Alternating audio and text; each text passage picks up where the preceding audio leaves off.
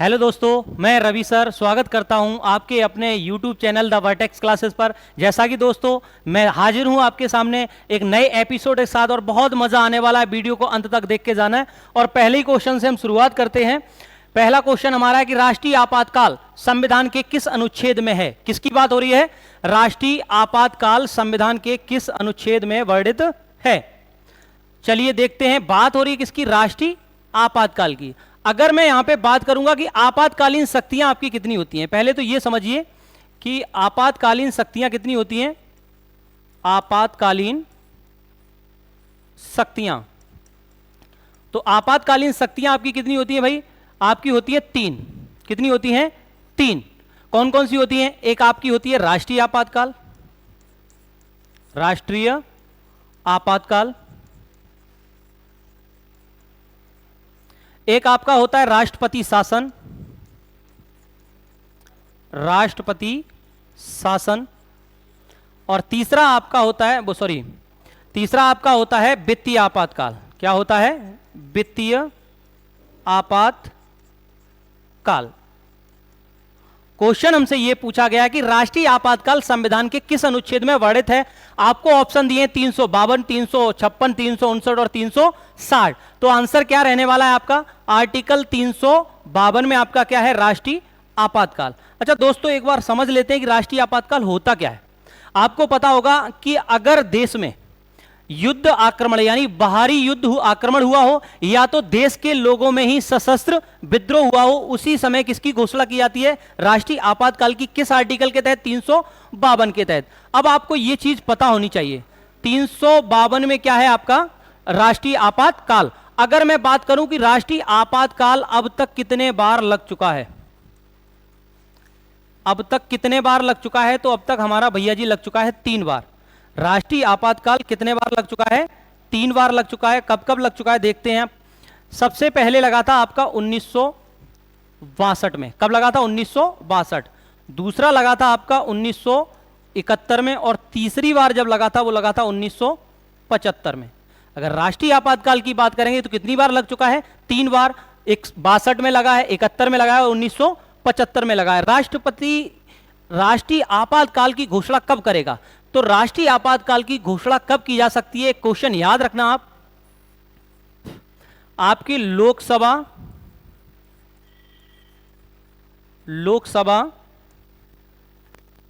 या राज्यसभा, लोकसभा या राज्यसभा में कितने बहुमत से पारित होना चाहिए? 1/3, 1/3 बहुमत से क्या होना चाहिए? पारित होना चाहिए।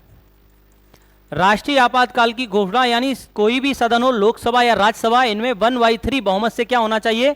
पास होना चाहिए। तभी राष्ट्रपति राष्ट्रीय आपातकाल की घोषणा कर सकता है।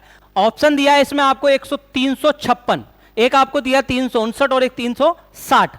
अगर मैं बात करूं आर्टिकल 356 में किसका विवरण दिया गया है? आर्टिकल 356 में तो देख लेते हैं। आपका आर्टिकल 356 में आपका आता है राष्ट्रपति शासन। क्या आता है? राष्ट्रपति शासन। क्या आएगा भैया जी? राष्ट्रपति शासन। अच्छा, राष्ट्रपति शासन की अगर बात करें तो सर्वप्रथम राष्ट्रपति शासन कहां लगा था? तो याद रखना, सर्वप्रथम राष्ट्रपति शासन सर्वप्रथम कहां लगा? आपके पंजाब के पेप्सू में। कहां पे लगा? पंजाब के पेप्सू नामक एक शहर में। पूछ लिया है कि सर्वप्रथम भारत में राष्ट्रपति शासन कहां लगा, तो पंजाब के पेप्सू में। अगर पूछ लिया जाए सर्वाधिक बार राष्ट्रपति शासन कहां पे लगा, सर्वाधिक बार राष्ट्रपति शासन, तो सर्वाधिक बार याद रखना अपने उत्तर प्रदेश में। कहां लगा? उत्तर प्रदेश में 10 बार लग चुका है। कितने बार? 10 बार। क्लियर है? 352 में राष्ट्रीय आपातकाल था, 3 बार लग चुका है, 62, 71 और 75 में। राष्ट्रपति शासन की बात करेंगे 356 में आता है। राष्ट्रपति शासन सर्वप्रथम पंजाब के पेप्सू में लगा। सर्वाधिक बार कहां पे लगा? उत्तर प्रदेश में। एक ऑप्शन आपको इसमें दिया हुआ है भैया, आर्टिकल 359। क्या है आपका? आर्टिकल 359। तो याद रखना आर्टिकल 359 यह कहता है अगर देश में इमरजेंसी, अगर राष्ट्रीय आपातकाल या राष्ट्रपति शासन यानी कोई भी आपातकालीन शक्ति अगर देश के अंदर लगी है, ऐसी स्थिति में आर्टिकल 359 के तहत आपके आर्टिकल 20 और 21 को छोड़कर, किसे? 20 और 21 आर्टिकल को छोड़कर सारे मौलिक अधिकारों से वंचित किया जा सकता है।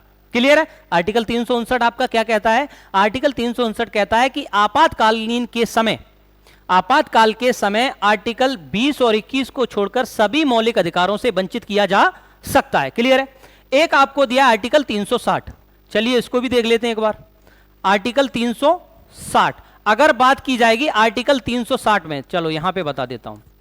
आर्टिकल 360 में आपका क्या है तो याद रखना, वित्तीय आपातकाल। क्या है?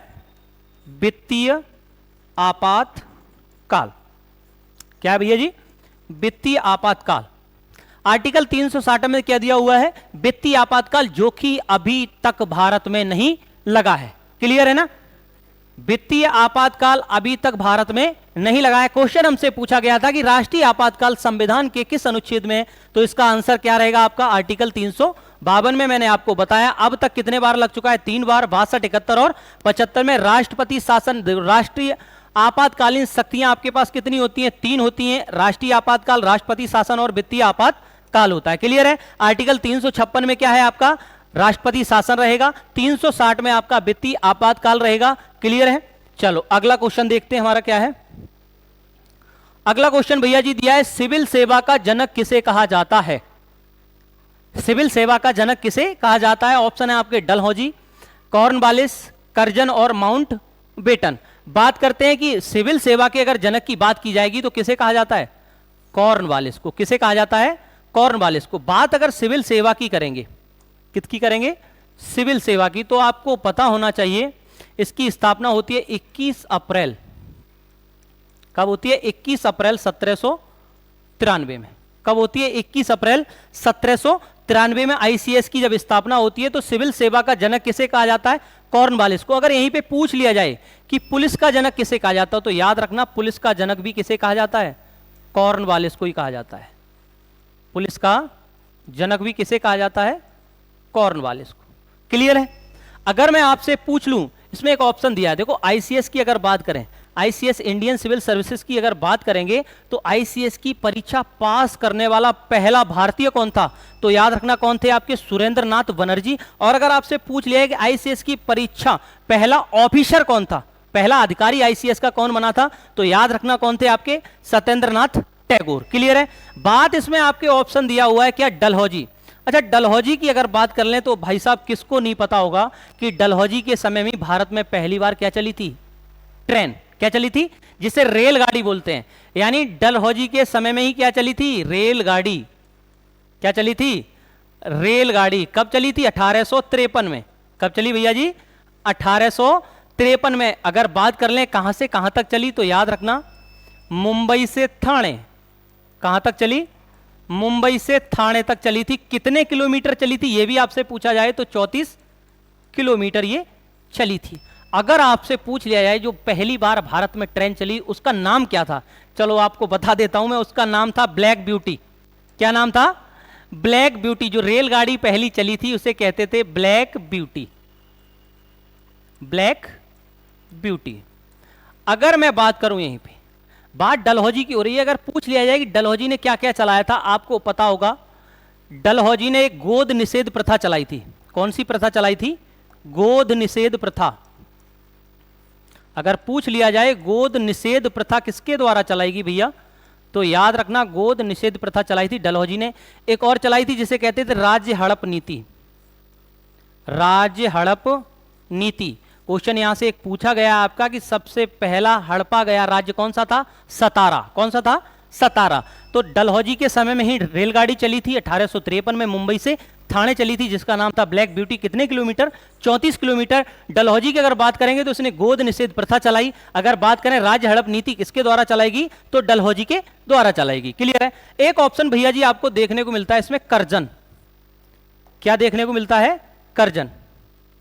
अगर मैं बात करूंगा कि बंगाल विभाजन किसके समय हुआ और किसके द्वारा किया गया, तो याद रखना बंगाल विभाजन किसने किया था? लॉर्ड कर्जन ने। ठीक है ना? लॉर्ड कर्जन के समय में ही बंगाल विभाजन हुआ था। इसी बंगाल विभाजन के कारण ही लॉर्ड कर्जन को सबसे अप्रिय वायसराय कहा जाता है। अगर आपसे पूछ लिया जाए कि सबसे अप्रिय वायसराय किसे कहा जाता है, तो याद रखना इसे ही अप्रिय वायसराय कहा जाता है। क्या कहा जाता है? अप्रिय वायसराय। क्लियर है? अगर मैं बात करूं कि बंगाल विभाजन की अगर बात हुई, तो बंगाल विभाजन के विरोध में भारत में कौन सा आंदोलन चला था, तो याद रखना भैया इसी आंदोलन के विरोध में, यानी इसी बंगाल विभाजन के विरोध में एक आंदोलन चला था जिसे कहते थे स्वदेशी आंदोलन। क्या कहते थे? स्वदेशी आंदोलन। क्लियर है? यानी स्वदेशी आंदोलन बंगाल विभाजन के विरोध में ही चलाया गया था। क्लियर है? बंगाल विभाजन कब हुआ अगर आपसे पूछ लिया जाए तो याद रखना 1905 में। कब होता है आपका बंगाल विभाजन? 1905 में। एक ऑप्शन आपको दिया है माउंटबेटन। क्या दिया भैया जी? माउंटबेटन। अब आप लोग जानते होंगे माउंटबेटन कौन था? भारत का सबसे अंतिम वायसराय और स्वतंत्र भारत का पहला गवर्नर जनरल। कौन था? माउंटबेटन। यानी स्वतंत्र भारत का क्या था? ये पहला गवर्नर जनरल। स्वतंत्र भारत का प्रथम गवर्नर जनरल आपसे पूछ लिया जाए तो कौन है आपका? माउंटबेटन। यही वो माउंटबेटन है जिसकी योजना आई थी, एक 3 जून योजना के नाम से जाना जाता है। 3 जून योजना, या जिसे कहा जाता है माउंटबेटन योजना। ये आप क्यों जानते हैं कि माउंटबेटन योजना के नाम से क्यों जाना जाता है? तो याद रखना भैया इसी योजना के तहत ही आपका क्या होता है? भारत और पाकिस्तान का विभाजन। अगर पूछ लिया जाए कि भारत और पाकिस्तान का विभाजन किस योजना के तहत हुआ था, तो याद रखना माउंटबेटन योजना के समय। क्लियर है? तो आपका क्वेश्चन जो था सिविल सेवा का जनक किसे कहा जाता है, तो सिविल सेवा का जनक किसे कहा जाता है भैया? कॉर्नवालिस को कहा जाता है। इसे ही पुलिस का जनक कहा जाता है। और सिविल सेवा की स्थापना कब हुई? 21 अप्रैल 1793 में। 21 अप्रैल को ही आपका क्या मनाया जाता है? सिविल सर्विसेज डे मनाया जाता है। क्लियर है? ऑप्शन आपका था डलहौजी। डलहौजी के समय में रेलगाड़ी चली थी 1853 मुंबई से ठाणे। क्लियर है? अगर बात की जाएगी डलहौजी ने गोद निषेध प्रथा चलाई थी और राज्य हड़प नीति चलाई थी। बात करेंगे किसकी? कर्जन की। तो बंगाल विभाजन किसके समय हुआ? कर्जन के। इसीलिए इसे सबसे अप्रिय वायसराय कहा जाता है। और 1905 में ही क्या हुआ था? आपका बंगाल विभाजन हुआ था। क्लियर है? बात की थी माउंटबेटन की। अगर माउंटबेटन की बात करेंगे तो माउंटबेटन स्वतंत्र भारत का पहला गवर्नर जनरल था। और 3 जून योजना या माउंटबेटन योजना भारत या पाकिस्तान विभाजन के लिए आई थी। क्लियर है? ठीक है, अगले क्वेश्चन की तरफ चलते हैं हम। देखो भाई, मेहनत करते रहो, कर्म करो, फल की इच्छा मत करो। वो कहते ना, एक लाइन है कि अगर तुम कर्मयोगी हो तो सब कुछ छोड़ दो उस पर। अगर तुम कर्मयोगी हो तो सब कुछ छोड़ दो इस पर। न सोचो ये तुम्हें कब कौन सा फल कैसे पाना है। द्रौपदी हो, कृष्ण हो या सुदामा हो, कन्हैया जानता है कब मदद को किसकी जाना है। लगे रहो, कर्म करो, फल की इच्छा मत करो, फल तो मिल ही जाएगा कर्मों के अनुसार। क्लियर? आगे देखो, अगला क्वेश्चन हमारा कौन सा है? अगला क्वेश्चन भैया जी हमारा है कि सौर मंडल का सबसे गर्म ग्रह कौन सा है। बात किसकी हो रही है? सौर मंडल का सबसे गर्म ग्रह बृहस्पति, शुक्र, बुध या शनि। तो अगर सौर मंडल की बात करेंगे तो सबसे गर्म ग्रह किसे कहा जाता है? शुक्र को सबसे गर्म ग्रह सौर मंडल का कहा जाता है। इसका आंसर क्या हो जाएगा? शुक्र।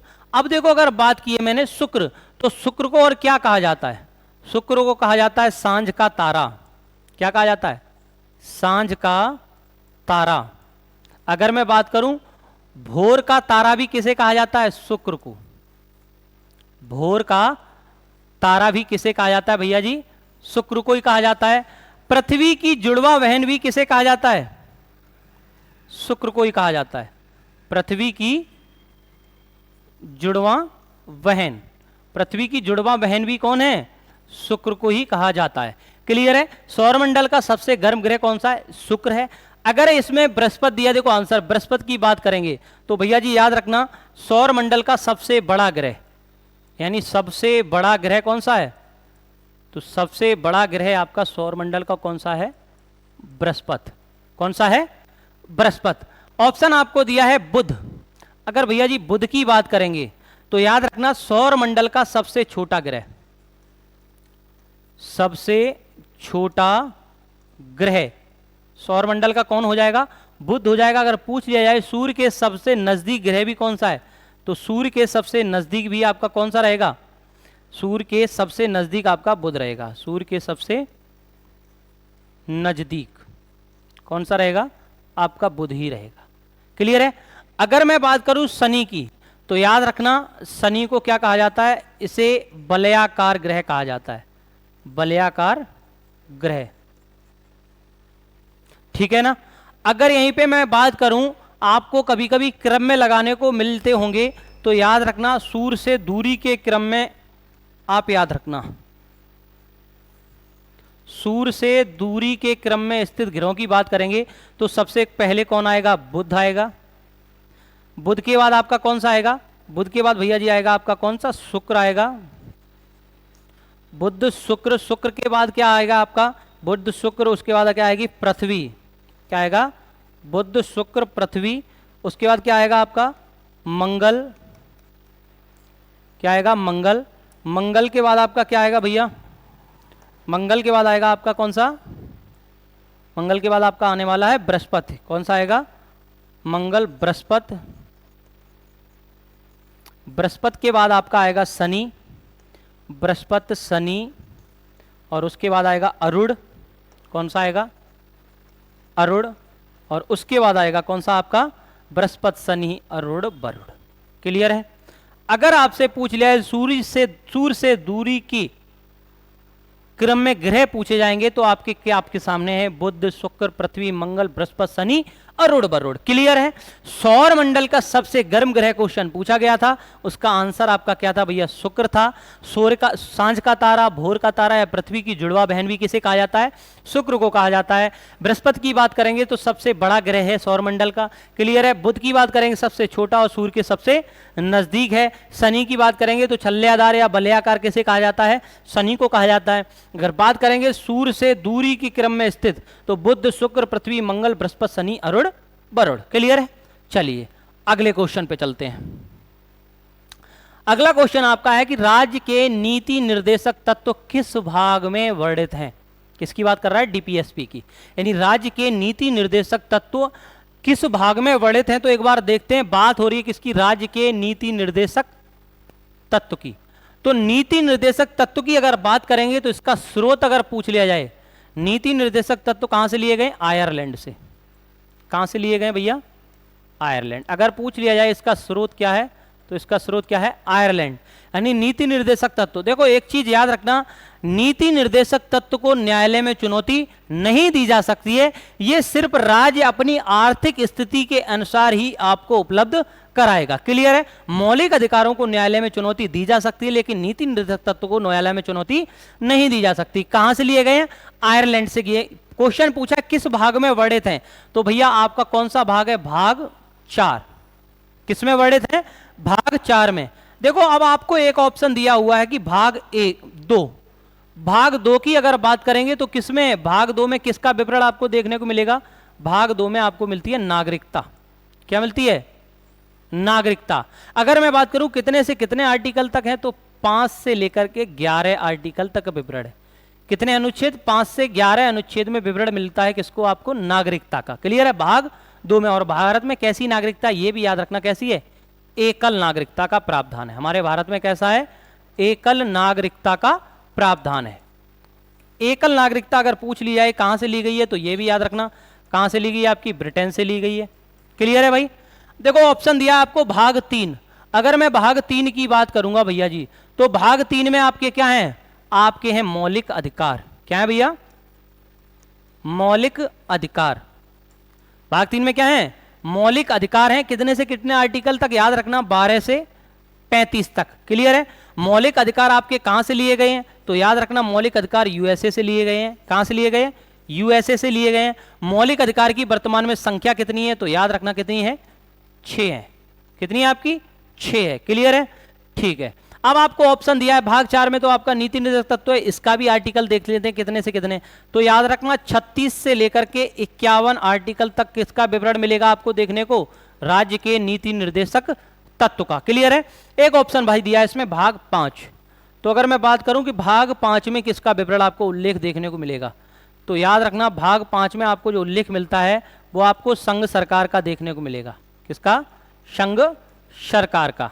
क्लियर है? अगर इसके की आर्टिकल की बात करूंगा कितने से कितने विवरण है, तो आप याद रखना 51 से आर्टिकल 51 से 152 तक आपको विवरण देखने को मिलेगा किसका? संघ सरकार का। क्लियर है?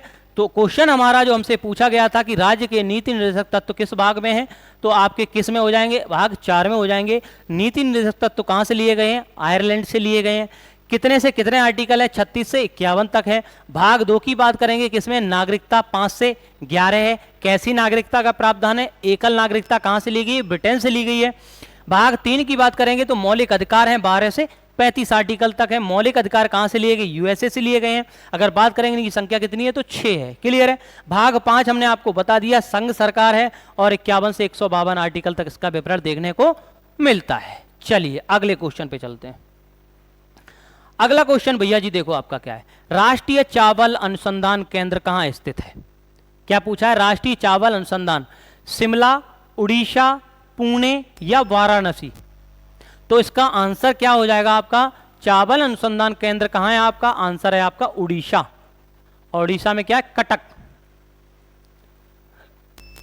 कटक उड़ीसा में ही आपका राष्ट्रीय चावल अगर आपसे पूछ लिया जाए कि अंतरराष्ट्रीय चावल अनुसंधान केंद्र कहां स्थित है, कौन सा पूछ लिया जाए? अंतरराष्ट्रीय। यहीं पे ये राष्ट्रीय था, अब बात कर लेते हैं अंतरराष्ट्रीय की। तो अंतरराष्ट्रीय चावल अनुसंधान केंद्र की अगर बात करेंगे तो अंतरराष्ट्रीय चावल अनुसंधान केंद्र भैया याद रखना कहां पे है? Philippines, Manila. कहां पे है? फिलीपींस।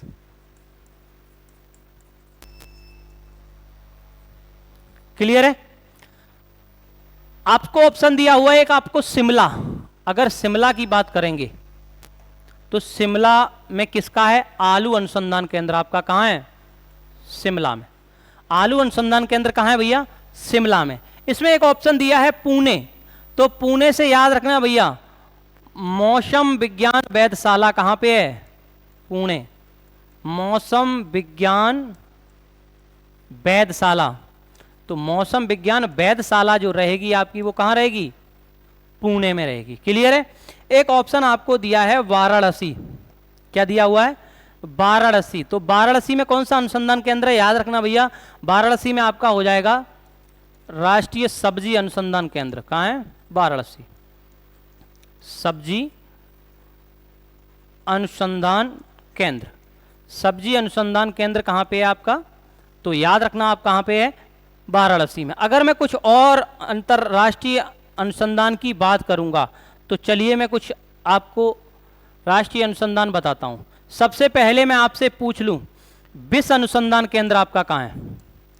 विश्व अनुसंधान केंद्र कौन सा? विश्व अनुसंधान संस्थान, तो आप याद रखना कहां पे है? लखनऊ में। कहां है आपका? लखनऊ। क्लियर है? अगर यही लखनऊ की बात कर रहे हैं तो एक और बता देता हूं मैं आपको, वनस्पति अनुसंधान संस्थान भी आपका कहां है? तो ये भी याद रखना कहां है? लखनऊ में। अगर यहीं पे मैं कह दूं भारतीय चीनी अनुसंधान संस्थान, तो भी याद रखना भारतीय चीनी अनुसंधान केंद्र भी कहां है? तो भारतीय चीनी भी कहां है आपका? लखनऊ में ही है। कहां पे है? लखनऊ में, नवाबों की नगरी में। अगर मैं यहीं पे कह दूं आपका अगला, अगर मैं आपसे पूछूं कि दाल अनुसंधान केंद्र कहां है? कौन सा? दाल अनुसंधान केंद्र। तो दाल अनुसंधान केंद्र भैया जी कहां हो जाएगा आपका? तो ये हो जाएगा आपका कानपुर। कहां हो जाएगा? कानपुर। अगर मैं यहीं आपसे पूछ लूं क्वेश्चन एक और, मैं कहूं कि राष्ट्रीय चीनी अनुसंधान केंद्र कहां है? राष्ट्रीय चीनी की बात करेंगे तो भी कहां रहेगा आपका? कानपुर ही रहेगा। कहां रहेगा? कानपुर रहेगा। चलो आगे अगला मैं अगर बात करूं, मैं कहूं भारतीय चारागाह अनुसंधान केंद्र। अगला मैं बात करूंगा कि भारतीय चारागाह अनुसंधान केंद्र, भारतीय चारागाह, तो ये आपका कहां है? ये आपका पड़ता है भैया झांसी में। कहां पड़ता है? झांसी। कहां पड़ेगा? झांसी में। अगर मैं अगला आपसे पूछ लूं, मैं कहूं बकरी अनुसंधान केंद्र कहां पे है आपका? बकरी अनुसंधान संस्थान। बकरी अनुसंधान संस्थान कहां पे है? तो याद रखना ये कहां पे है आपका? इसका आंसर हो जाएगा मथुरा। कहां पे है? मथुरा में। कहां है भैया जी? मथुरा। अगर मैं यहीं आपसे पूछ लूं कि केला अनुसंधान केंद्र कहां है आपका? कौन सा? केला अनुसंधान संस्थान। तो केला कहाँ हो जाएगा आपका? हो जाएगा त्रिची। और ये त्रिची कहाँ पे पड़ता है ये याद रखना, कहाँ है आपका? केरल में। कहाँ पड़ता है? केरल में। अगर मैं यहीं आपसे एक और पूछ लूं, गन्ना प्रजनन अनुसंधान केंद्र, कौन सा? गन्ना प्रजनन अनुसंधान। तो याद रखना ये कहां पे है? कोयंबटूर। कहां पे है? कोयंबटूर। चलो अगला, अगर आपसे पूछा जाए कि तंबाकू अनुसंधान केंद्र कहां है? कौन सा? तंबाकू। तंबाकू का भैया आपसे पूछ लिया जाएगा तो आपका आंसर रहेगा राजमुंद्री, आंध्र प्रदेश। कहां पे? राजमुंद्री, आंध्र प्रदेश। कहां पे है? राजमुंद्री, आंध्र प्रदेश। गन्ना कहां पे है आपका? गन्ना प्रजनन अनुसंधान केंद्र कहां है? कोयंबटूर। अगर मैं यहीं पे पूछ लूं आपसे, राष्ट्रीय मौसम विज्ञान अनुसंधान केंद्र, मौसम विज्ञान अनुसंधान, क्या पूछ लिया जाए? मौसम विज्ञान अनुसंधान केंद्र, मौसम विज्ञान देखो वेधशाला पूछी जाएगी तो आपका कहां रहेगा? तो आपका रहेगा पुणे में। कहां रहेगा? पुणे में। और विज्ञान अनुसंधान केंद्र अगर पूछ लिया जाए तो कहां रहेगा? नई दिल्ली। कहां रहेगा? नई दिल्ली। अगर नई दिल्ली की बात करें तो देखो नई दिल्ली में अगर बात करेंगे तो सड़क सुरक्षा ब्यूरो अनुसंधान, सड़क सुरक्षा ब्यूरो भी कहां है? यह आपका कहां है? नई दिल्ली। अगर यहीं पे आपसे पूछ लिया है बाल भवन कहां पे है, तो यह भी कहां है आपका? नई दिल्ली में। चलो इतने बहुत हैं, आगे अगले कोई क्वेश्चन आएगा तब आपको बताते हैं। तो क्वेश्चन आपका था राष्ट्रीय चावल अनुसंधान केंद्र कहां स्थित है? तो आपका राष्ट्रीय चावल अनुसंधान केंद्र कहां है? कटक, उड़ीसा में। अगर पुणे की बात करेंगे, मौसम विज्ञान वेधशाला कहां है? पुणे में। अगर वाराणसी, इसमें ऑप्शन दिया था, राष्ट्रीय सब्जी अनुसंधान केंद्र कहां है? वाराणसी में। शिमला की बात करेंगे तो आलू अनुसंधान केंद्र कहां है? शिमला में है। विष अनुसंधान केंद्र की बात करें, वनस्पति अनुसंधान, भारतीय चीनी अनुसंधान, ये कहां है? लखनऊ में। दाल अनुसंधान केंद्र और राष्ट्रीय चीनी अनुसंधान केंद्र की बात करेंगे तो कहां है? कानपुर। अगर भारतीय चारागाह अनुसंधान की बात करेंगे कहां है? झांसी। बकरी अनुसंधान केंद्र की बात करेंगे कहां है? मथुरा। अगर केला अनुसंधान की केंद्र की बात करेंगे त्रिची, केरल में। गन्ना प्रजनन अनुसंधान केंद्र की बात करेंगे कोयंबटूर। तंबाकू अनुसंधान केंद्र की बात करेंगे कहां है? राजमुंद्री। मौसम विज्ञान अनुसंधान केंद्र की बात करेंगे नई दिल्ली। सड़क सुरक्षा अनुसंधान कहां है? नई दिल्ली। बाल भवन कहां है आपका? नई दिल्ली। बाकी आगे किसी क्वेश्चन में आपको बताएंगे। अगला क्वेश्चन देखते हैं, सत्यशोधक समाज के संस्थापक कौन है? अरे भाई इसमें बहुत ऑप्शन है। ज्योतिबा फुले, आत्माराम पांडुरंग, आत्माराम पांडुरंग, चित्तरंजन दास, दयानंद सरस्वती, ब्रह्मा समाज और रामकृष्ण मिशन। अच्छा, इसमें सत्यशोधक समाज के संस्थापक पूछे हैं तो आंसर आपका इसमें क्या रहेगा भैया जी? सत्यशोधक समाज के जो संस्थापक थे वो कौन थे? ज्योतिबा फुले। कौन थे? ज्योतिबा फुले। देखो इसमें एक आपको दिया है आत्माराम पांडुरंग, एक नाम दिया है क्या आपको? आत्माराम पांडुरंग। अगर मैं बात करूं आत्माराम पांडुरंग ने किसकी स्थापना की, तो प्रार्थना समाज किसने की थी? प्रार्थना समाज किसने की? आत्माराम पांडुरंग ने। क्लियर है? देखो इसमें एक दिया है चित्तरंजन दास नाम।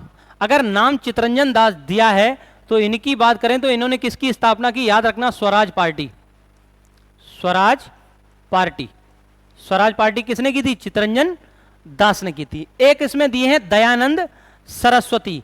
अगर मैं बात करूं दयानंद सरस्वती ने किसकी स्थापना की, तो याद रखना भैया आर्य समाज के संस्थापक कौन है? आर्य समाज के संस्थापक कौन है? दयानंद सरस्वती हैं। ये वही दयानंद सरस्वती हैं जिन्होंने कहा था कि भारत भारतीयों के लिए एक नारा दिया था, वेदों की ओर लौटो। भारत भारतीयों के लिए है और वेदों की ओर लौटो। चलो यहां पे लिख लेना, भारत भारतीयों के लिए। किसने नारा दिया था?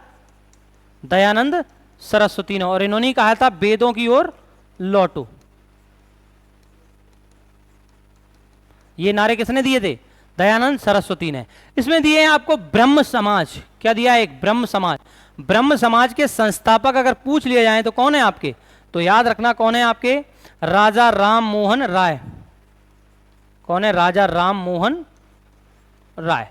वही राम मोहन राय हैं जिन्हें राजा की उपाधि अकबर द्वितीय के द्वारा दी गई थी, क्योंकि जो पहला पेंशनधारी था और उन्हीं की पेंशन के सिलसिले में ये ब्रिटेन गए थे, इसीलिए अकबर द्वितीय के द्वारा इन्हें किसकी उपाधि दी गई? राजा की उपाधि। राजा राममोहन राय को भारतीय आधुनिक इतिहास का पुनर्जागरण कहा जाता है। क्या कहा जाता है? आधुनिक इतिहास का या आधुनिक भारत का, सॉरी, आधुनिक भारत का पुनर्जागरण। क्लियर है? देखो इसमें दिया एक रामकृष्ण मिशन। अच्छा, रामकृष्ण मिशन की स्थापना किसने की थी? रामकृष्ण मिशन की स्थापना की थी किसने भैया? तो याद रखना यहाँ पे रामकृष्ण मिशन की स्थापना की बात करेंगे तो अपने 12 जनवरी को जिन्हें क्या कहा जाता है? स्वामी विवेकानंद। स्वामी विवेकानंद क्या कहा जाता है? विवेकानंद, जिन्हें सत्य दक्षिणेश्वर संत के नाम से जाने जाते हैं। तो विवेकानंद क्या कहा जाता है? रामकृष्ण मिशन की स्थापना किसने की? स्वामी विवेकानंद ने। इन्हीं की जयंती पर कौन सा दिवस मनाया जाता है भैया? राष्ट्रीय युवा दिवस भी मनाया जाता है। क्लियर है? ये वही स्वामी विवेकानंद है जो शिकागो सम्मेलन में शामिल हुए और इन्होंने पहले ही जो शब्द बोला था भाइयों और बहनों, बताते हैं कई घंटों तक इसी बात पे तालियां बजती रही थी। तो रामकृष्ण मिशन की स्थापना किसने की? स्वामी विवेकानंद। रामकृष्ण जो थे परमहंस, इनके क्या थे? गुरु थे। क्लियर है? तो क्वेश्चन था सत्य शोधक समाज के संस्थापक कौन थे? ज्योतिबा फुले। आत्माराम पांडुरंग ने प्रार्थना समाज। चित्तरंजन दास की बात करेंगे, स्वराज पार्टी की स्थापना की। दयानंद सरस्वती की बात करेंगे तो किसकी स्थापना की? आर्य समाज की। इन्होंने ही वेदों की ओर लौटो भारत भारतीयों के लिए। ब्रह्म समाज की बात करेंगे तो राजा राममोहन राय। ठीक है? रामकृष्ण मिशन की बात करेंगे स्वामी विवेकानंद। क्लियर है? चलिए अगले क्वेश्चन की तरफ बढ़ते हैं। अगला क्वेश्चन भैया है आपका कि रक्त समूह ब्लड ग्रुप की खोज किसने की? यानी ब्लड ग्रुप की खोज किसने की?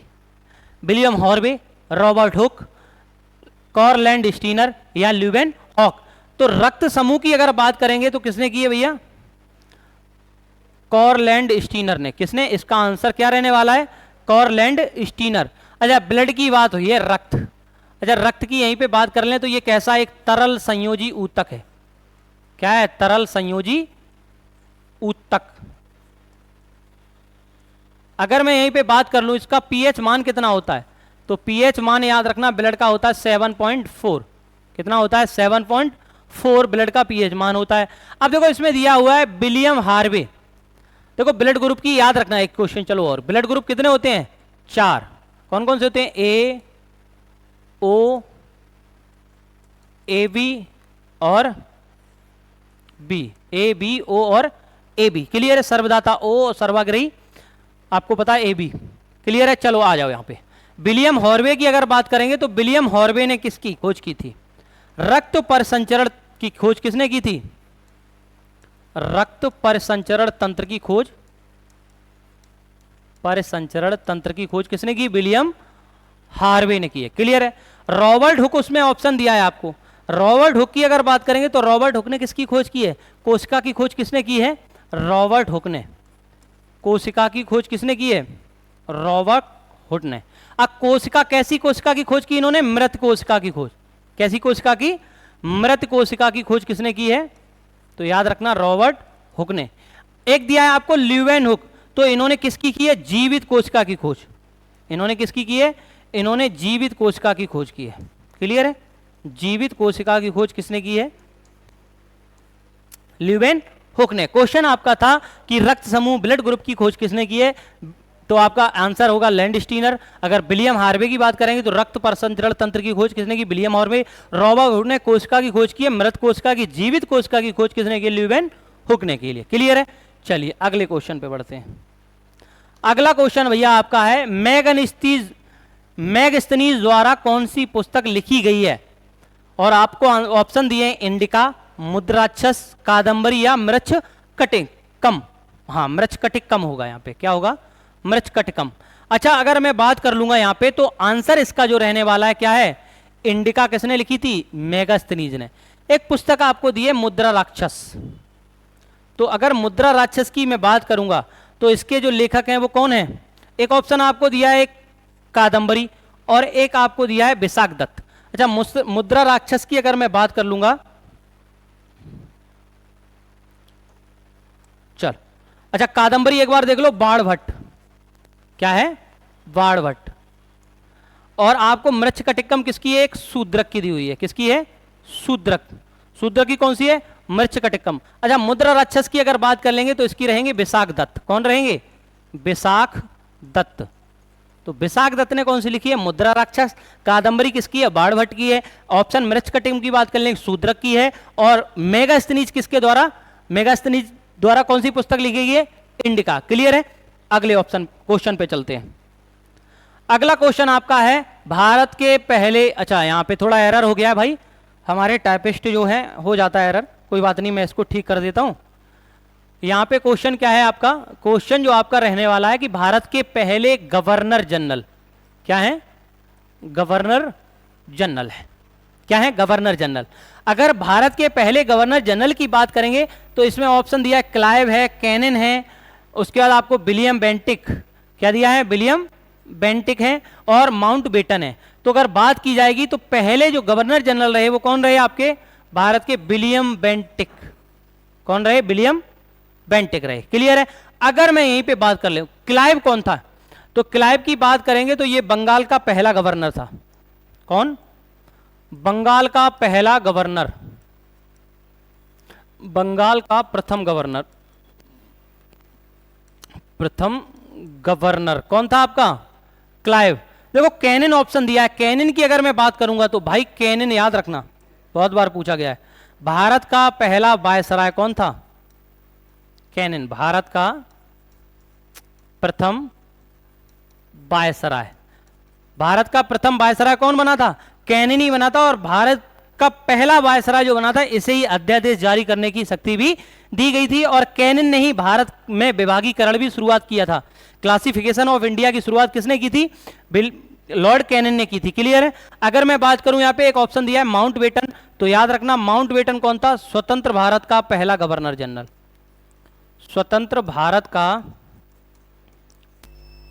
प्रथम गवर्नर जनरल कौन था? स्वतंत्र भारत का प्रथम गवर्नर जनरल। देखो क्वेश्चन अगर आपसे पूछ लिया है कि बंगाल का पहला गवर्नर कौन था, तो रॉबर्ट क्लाइव। बंगाल का पहला गवर्नर जनरल कौन था? तो वॉरेन हेस्टिंग्स। भारत का पहला गवर्नर जनरल कौन था? William Bentinck. कौन रहेगा आपका? विलियम बेंटिक रहेगा। अगर पूछ लिया जाएगा भारत का पहला वायसराय कौन था, तो लॉर्ड कैनन। स्वतंत्र भारत का पहला गवर्नर जनरल कौन था? William Bentinck. स्वतंत्र भारत का पहला भारतीय गवर्नर, ये आप लोग कमेंट में छाप देना, ठीक है? स्वतंत्र भारत का पहला गवर्नर जनरल। देखते हैं कितने लोगों की कमेंट आएगी, हम आपको अगली क्लास में ये बताएंगे। अगला क्वेश्चन देखते हैं। चलो, निम्नलिखित में से कौन सा रोग विषाणु से होने वाला रोग है? किसकी बात कर रहे हैं? विषाणु से होने वाला रोग। ऑप्शन दिए एड्स, टीबी, मोती झला और निमोनिया। तो भैया देखो आपको पता होगा विषाणु से होने वाला रोग कौन सा आपका? एड्स है। कौन सा है? एड्स। जिसमें कौन सा वायरस होता है? चलो यहां पे पूछा गया है कि एड्स में कौन सा वायरस होता है, तो वायरस याद रखना HIV वायरस होता है, ठीक है? एड्स जो होता है वो किससे होता है? विषाणु से होता है। बाकी टीबी, मोती झला, निमोनिया जो आपको दिए हैं इनकी याद रखना ये किससे होते हैं? जीवाणु से होते हैं। किससे होते हैं? जीवाणुओं से। यानी जीवाणु से होने वाले रोग हैं टीबी, मोती झला और निमोनिया। एड्स किससे होता है? सॉरी, एड्स किससे होता है? विषाणु से होता है। क्लियर है? अगर आपसे पूछ लिया कि विषाणु की खोज किसने की, विषाणु ये है इसकी खोज किसने की थी, तो आप याद रखना, यानी इसकी खोज जो की थी आपकी इवान विस्की ने की थी। किसने की थी? इवान विस्की, इवान वस्की ने। और उन्होंने जो की थी वो तंबाकू पर की थी, और एक रोग था जिसे क्या कहते थे? मोजेक रोग। कौन सा रोग था? मोजेक रोग। तंबाकू के मोजेक रोग पे खोज की थी इवान विस्की ने। क्लियर है? क्वेश्चन हमारा क्या था कि विषाणु से होने वाला रोग कौन सा? एड्स है। बाकी जो तीन है टीबी, मोती झला, निमोनिया किससे होने वाले हैं? जीवाणु से होने वाले हैं। क्लियर है? अगला क्वेश्चन देखते हैं हम अपना। ओजोन की सांद्रता। अच्छा भाई, टेक्निकल टीम से हमारी गलतियां हो रही हैं, धीरे धीरे सारा सही होगा, है ना? एक दिन वो आएगा जब हम कामयाबी की तरफ बढ़ेंगे तो वो भी हमारे अपनी अच्छाइयों की तरफ बढ़ेंगे। तो ये क्वेश्चन था ओजोन की सांद्रता मापने की इकाई क्या है? ओजोन की सांद्रता बल है, ऊर्जा है, एम्पियर है या डॉप्सन? चलो आंसर इसका जो रहने वाला है वो क्या रहेगा? डॉप्सन आंसर रहेगा। क्या रहेगा? डॉप्सन। देखो बात किसकी हुई है भैया जी? ओजोन की। किसकी हुई है? ओजोन की। अगर मैं बात करूं ओजोन का फॉर्मूला क्या होता है, O3 क्या होता है, O3 किसका फॉर्मूला होता है, ओजोन का। अगर मैं बात करूंगा ओजोन, ओजोन की बात करूंगा, कब ओजोन दिवस मनाया जाता है, तो 16 सितंबर को ओजोन दिवस मनाया जाता है। क्लियर है। ओजोन किससे रक्षा करता है, जो अल्ट्रावायलेट किरणें होती हैं उससे ओजोन, हमारी ओजोन परत होती है वो रक्षा करती है। आपको पता होगा अल्ट्रावायलेट किरणें होती हैं जिससे त्वचा का कैंसर हो जाता है। क्लियर है। अगर मैं बात करूंगा ओजोन कैसे रंग का होता है, अगर इसका रंग पूछ लिया जाए तो ओजोन आपका होता है नीले रंग का। कैसा होता है भैया, नीले रंग का। कैसा होगा, चलो नीले रंग को हम नीले में ही लिखे देते हैं जिससे आपको याद रहेगा, नीले रंग का। क्लियर है। यानी ओजोन से संबंधित जो आपका प्रोटोकॉल हुआ था, वो ओजोन जो प्रोटोकॉल था, याद रखना कौन सा हुआ था, मॉन्ट्रियल प्रोटोकॉल। कौन सा हुआ था, मॉन्ट्रियल प्रोटोकॉल। क्लियर है। कब हुआ था, 16 सितंबर 1987। क्लियर है। 16 सितंबर 1987 को आपका कौन सा हुआ था, मॉन्ट्रियल प्रोटोकॉल। अब देखो ऑप्शन आपको भैया जी दिया है इसमें। अगर मैं बात करूं ओजोन, अभी कुछ दिन पहले आपने देखा होगा ओजोन में छिद्र हो गया था, ओजोन परत में, जो पूछ लिया था कि इसकी ओजोन परत में छिद्र की खोज किसने की थी। तो याद रखना ओजोन परत में जो छिद्र की खोज की थी वो फॉरमैन ने की थी। किसने की थी, फॉरमैन, एक व्यक्ति थे, उन्होंने इसमें इसकी खोज की। अब ऑप्शन आपको दिया है बल, तो बल याद होगा न्यूटन, याद आए, न्यूटन। एक ऑप्शन आपको दिया है ऊर्जा, तो कार्य, कार्य किसका है, ऊर्जा। क्लियर है। यानी इकाइयां दी हुई हैं आपको। एम्पियर की अगर बात कर लेंगे तो धारा, क्या हो जाएगी, धारा। क्लियर है। क्वेश्चन था कि ओजोन की सांद्रता मापने की इकाई क्या है, डॉप्सन है। अगर बात करेंगे ओजोन दिवस कब मनाया जाता है, 16 सितंबर को। याद रखना 16 सितंबर को ओजोन दिवस मनाया जाता है। क्लियर है। अल्ट्रावायलेट किरणों से हमारी रक्षा करता है। क्लियर। ओजोन का फॉर्मूला O3 है। कैसे रंग का होता है, नीले रंग का होता है। क्लियर है। ओजोन की मॉन्ट्रियल प्रोटोकॉल 16 सितंबर 1987 को हुआ था। बल न्यूटन, ऊर्जा कार्य और एम्पियर धारा। क्लियर है। चलिए अगले क्वेश्चन की तरफ बढ़ते हैं भैया जी। अगला क्वेश्चन आपका है विश्व शौचालय दिवस कब मनाया जाता है। ये क्वेश्चन आपका यूपी पुलिस में पूछा गया क्वेश्चन है कि विश्व शौचालय दिवस कब मनाया जाता है, तो 19 नवंबर, 15 जनवरी, 12 जनवरी या 4 जनवरी। अगर मैं बात करूंगा विश्व शौचालय दिवस कब मनाया जाता है, 19 नवंबर को। कब मनाया जाता है भैया, 19 नवंबर को। देखो एक इसमें दिया है 15 जनवरी, क्या दिया है, 15 जनवरी को कौन सा मनाया जाता है दिवस, तो थल सेना दिवस।